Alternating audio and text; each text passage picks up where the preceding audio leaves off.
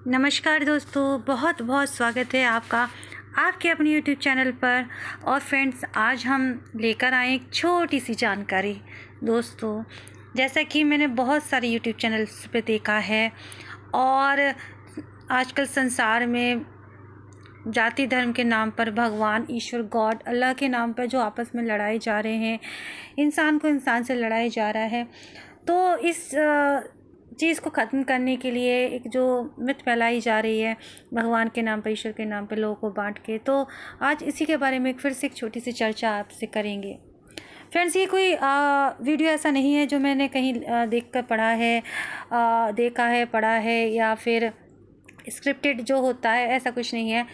तो जो ईश्वर की तरफ से गाइडेंस हमें मिला है वही हम आपके साथ शेयर कर रहे हैं, क्योंकि हम लोग जो टैरो कार्ड रीडर होते हैं, आध्यात्मिक व्यक्ति जो होते हैं, जो परमात्मा की तरफ से हमें आदेश आते हैं वही हम आप तक पहुंचाते हैं, ताकि समाज में जो भ्रांतियाँ फैली हुई हैं, समाज जो टूट रहा है, उस पर थोड़ा सा अंकुश लग सके, लोगों को थोड़ी सी सद्बुद्धि आ सके। तो हो सके तो इस तरह के वीडियोस को ज़्यादा से ज़्यादा शेयर ज़रूर कीजिए, ताकि संसार में भाईचारा व्याप्त हो, एकता आए, लोग आपस में जो लड़ रहे हैं जाति धर्म के नाम पे, वो चीज़ खत्म हो। तो फ्रेंड्स, शुरू करते हैं। जिस प्रकार से व्यक्ति की एक आत्मा है, हम जीव आत्मा हैं, हम इस वक्त भौतिक देह में है हमारी आत्मा, लेकिन हम जब सो जाते हैं तो हम किसी के स्वप्न में कैसे चले जाते हैं, और या फिर कभी कभी हम तो जाग रहे हैं लेकिन कोई इंसान कहीं सो रहा है, जैसे हम भारत में हैं, कोई अमेरिका में है, यहाँ दिन हो रहा है, वहाँ पे रात हो रही है, तो उसके सपने में हम कैसे पहुँच जाते हैं। अब आप लोग कहेंगे कि वो सोचता है इंसान, हमारे बारे में कभी सोचा होगा तो इसीलिए हमारा सपना उसको आ गया होगा।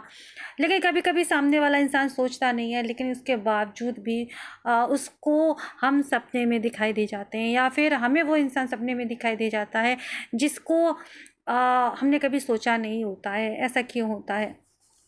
तो सबसे बड़ी बात ये है, चलिए इसको तो हम बाद में डिस्कस करेंगे। साथ ही कभी कभी ऐसा भी होता है कि हम कई लोगों के सपने में एक साथ आ जाते हैं। जैसे कि कोई हमारा दोस्त है जो अमेरिका में रह रहा है, तो वो बोलता है कि हमने आपको सपने में देखा। वहीं कोई दोस्त हमारा इंग्लैंड में रह रहा है, तो वो भी कहता है कि मैंने आपको सपने में देखा। या फिर विदेश में ही दोनों, अमेरिका में दोनों हैं और दोनों ही बोलते हैं कि आप हमारे सपने में आए थे, हमने आपको सपने में देखा।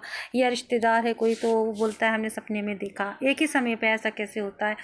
या फिर भारत में ही कई हमारे दोस्त या फिर रिलेटिव्स होते हैं, रिश्तेदार होते हैं, वो बोलते हैं हमने आपको सपने में देखा। या कई रिश्तेदार एक साथ ऐसा बोलते हैं।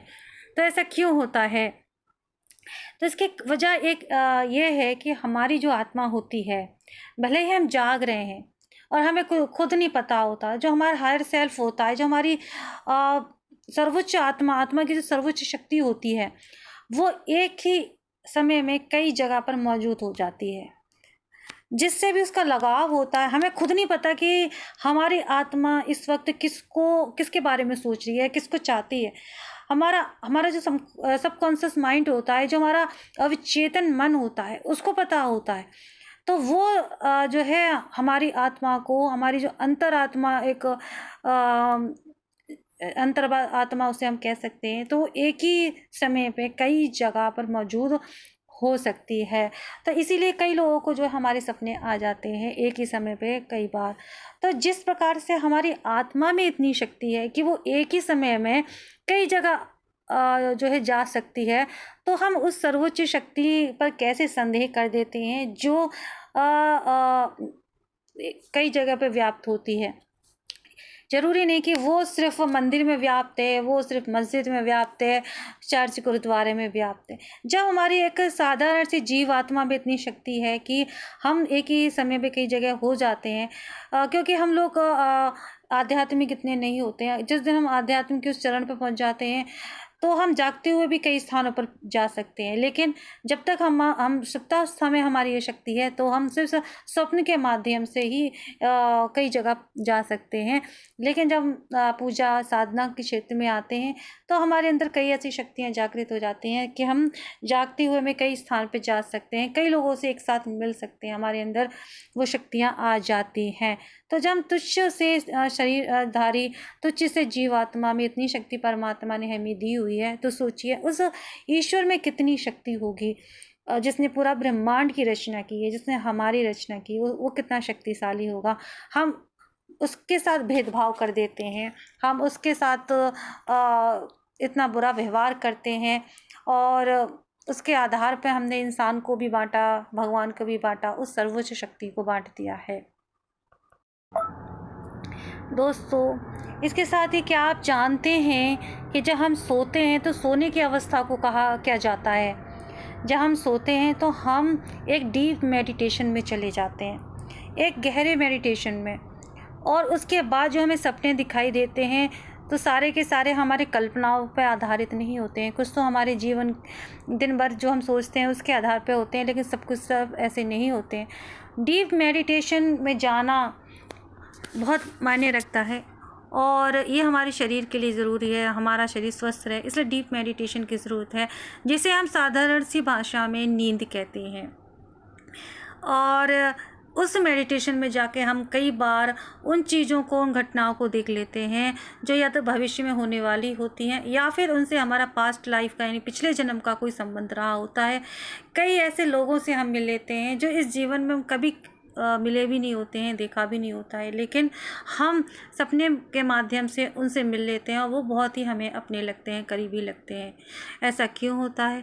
क्योंकि या तो कभी ना कभी उनसे हमारा मिलना होगा फ्यूचर में, भविष्य में, या फिर कभी पिछले जन्म में कभी उनसे हमारा कोई ना कोई रिश्ता रहा होता है, और हमारी जीवात्मा को पता है हम कितने जन्म लेकर आए हैं, तो वो उनसे मिल लेती है उस डीप मेडिटेशन में, जिसे हम सपना कहते हैं।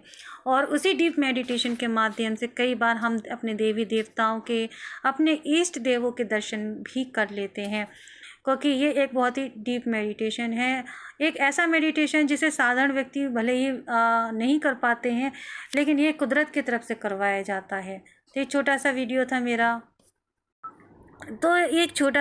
था मेरा, मुझे उम्मीद है आपका पसंद आया होगा। और जो जाति धर्म के नाम पे लड़ रहे हैं लोग, तो प्लीज़ ना लड़ें, कुछ अकल लायक